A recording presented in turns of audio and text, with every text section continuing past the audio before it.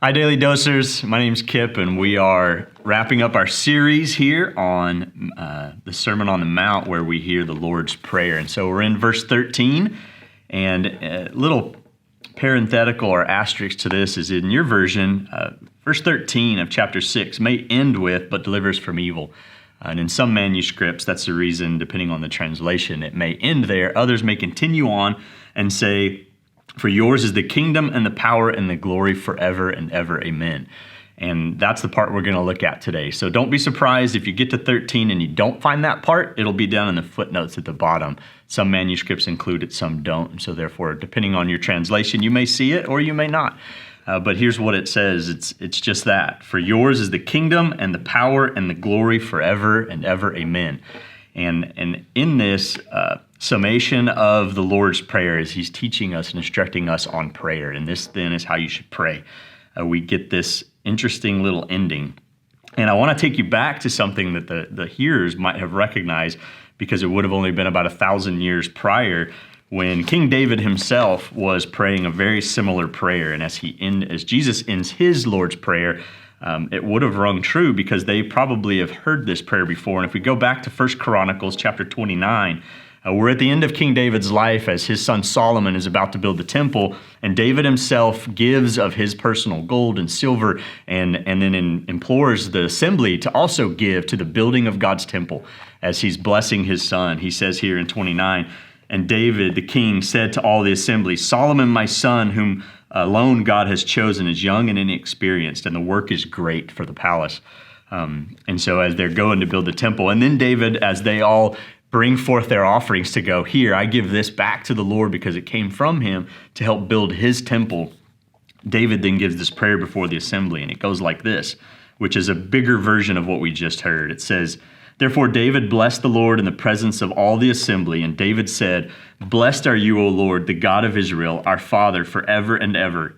Yours, O Lord, is the greatness and the power and the glory and the victory and the majesty. For all that is in the heavens and in the earth is yours. Yours is the kingdom, O Lord, and you are exalted head above all. Both riches and honor come from you, and you rule over all. In your hand are power and might, and in your hand it is to make great and to give strength to all. And now we thank you, O God, and praise your glorious name. Now that's kind of an amplified Bible version of the exact same verse we just heard, as King David is just saying, God, all of this is yours, and so everything that we ask is yours anyway. Everything we give came from you to begin with. And so I think it's right that Jesus then ends his version of the Lord's Prayer as an instruction of how we should then pray, to say, when we are asking for daily bread, when we're asking for forgiveness, when we're asking to be led away from temptation, all of that is in light of God's kingdom, God's power, and his glory. And as David goes on, his might and all of those other things as David lists it off. And then in a recognition that it goes on forever and ever, that God is an eternal God, that his power, his glory, his might doesn't end when we end our prayer. It doesn't end when he provides for us, when he gives to us. His might, his power, his glory goes on and on forever and ever. And as we say that in the end of our prayers, he instructs us, it gets us a mindset and a heart set to say, you are an eternal God. You are an all-powerful God. Everything is yours.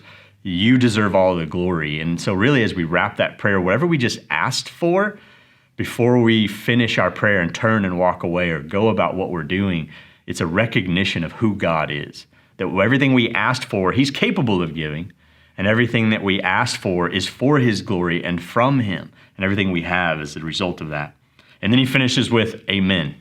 And amen is just that word that basically means let it be so. It's kind of a fun thing. I don't know if you know, but and whenever you send a card and you put a RSVP, RSVP is literally a shortening of a French phrase that says, répondez s'il vous plaît, and it means respond if you please.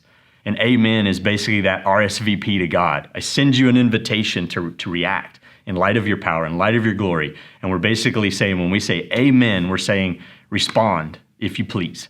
And so we surrender our will to his so that he can respond out of his glory, his might, his kingdom forever and ever. Amen.